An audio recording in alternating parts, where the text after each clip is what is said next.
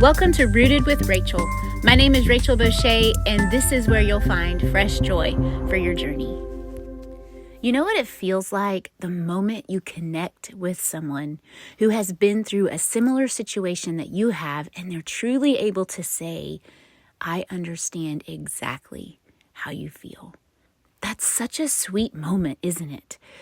Today's reading gives us a glimpse into a precious gift God gives Mary in a time that I'm sure was very confusing and disorienting for her.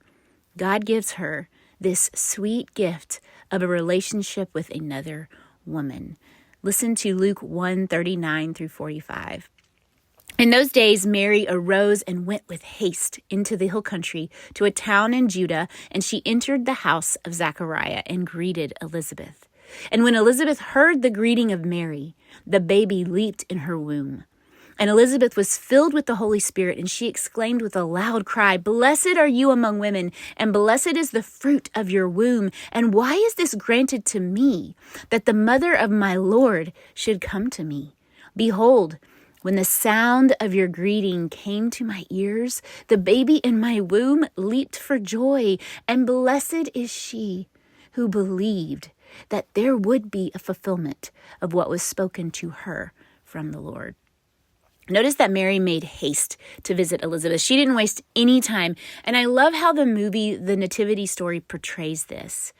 She knew she needed to get away for a couple reasons, maybe more. One being the talk that would stir among the people of her small town when word got out that she, a virgin, betrothed to Joseph, was pregnant. This was worthy of death, worthy of stoning. Number two, simply to be supported and encouraged by Elizabeth, another woman expecting a miracle baby, her first child, and a little further ahead in her pregnancy.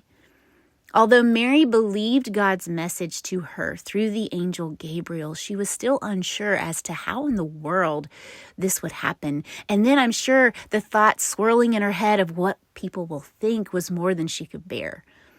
So for her to enter Elizabeth's home, and immediately Elizabeth confirms the message that Gabriel gave her without any communication beforehand, was such a sweet gift from God.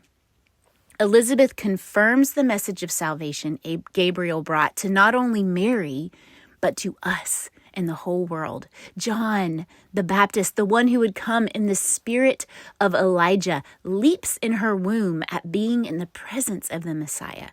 She says, Behold, when the sound of your greeting came to my ears, the baby in my womb leaped for joy, and blessed is she who believed that there would be a fulfillment of what was spoken to her from the Lord. Mary believed God's message, and Elizabeth supported what Mary alone had carried in her heart. Her confession confirmed the reality Mary was living in. Notice in this story that Mary moved toward Elizabeth. Our natural tendency when we're walking through seasons of silence is to pull away from people. In your times of waiting, it's so important to lean into the people around you in your church community. Join a women's group, join a men's group, seek an older and seasoned person to walk through life with you and to pray for you.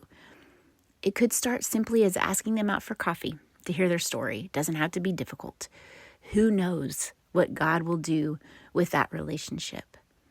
Mary believed that it would happen. And Elizabeth was a sweet gift from the Lord and part of his salvation plan through the prophecy of Malachi to encourage Mary's heart and ours.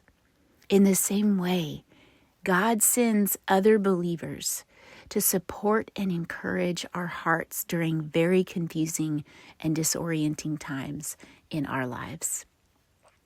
Seek out one person whose faith you admire and lean into them.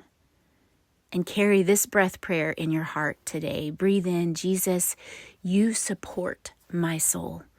And breathe out, give me eyes to see the support around me.